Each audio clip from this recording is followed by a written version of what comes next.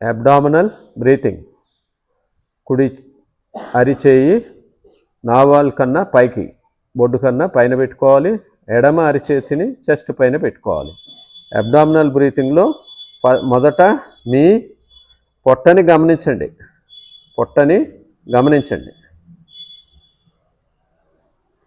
పొట్ట యొక్క మూమెంట్స్ని గమనించండి. ఓ 2-3 మినిట్స్ తర్వాత ఏం చేస్తారు?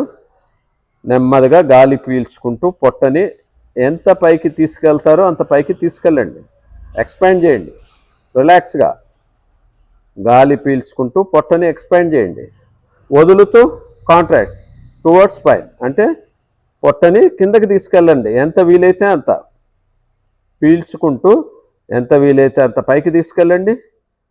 వదులుతూ ఎంత వీలైతే అంత కిందకి తీసుకెళ్ళండి. దీనివలన లోయర్ లోబ్ అంటే ఊపిరితిత్తులు కింద భాగం యాక్టివ్ అవుతుంది. డైజెషన్ ఇంప్రూవ్ అవుతుంది. గ్యాస్ట్రిక్ ప్రాబ్లమ్స్ తగ్గుతాయి. కాన్స్టిపేషన్ ప్రాబ్లమ్స్ ఏమైనా ఉంటే తగ్గుతాయి. మైండ్ రిలాక్స్ అవుతుంది.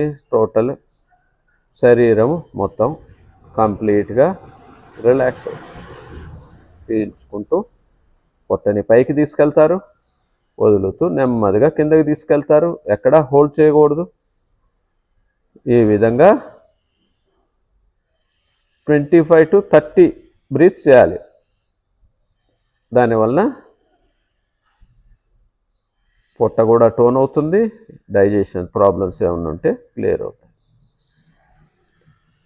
లంగ్స్ కూడా స్ట్రెంగ్తన్ అవుతాయి.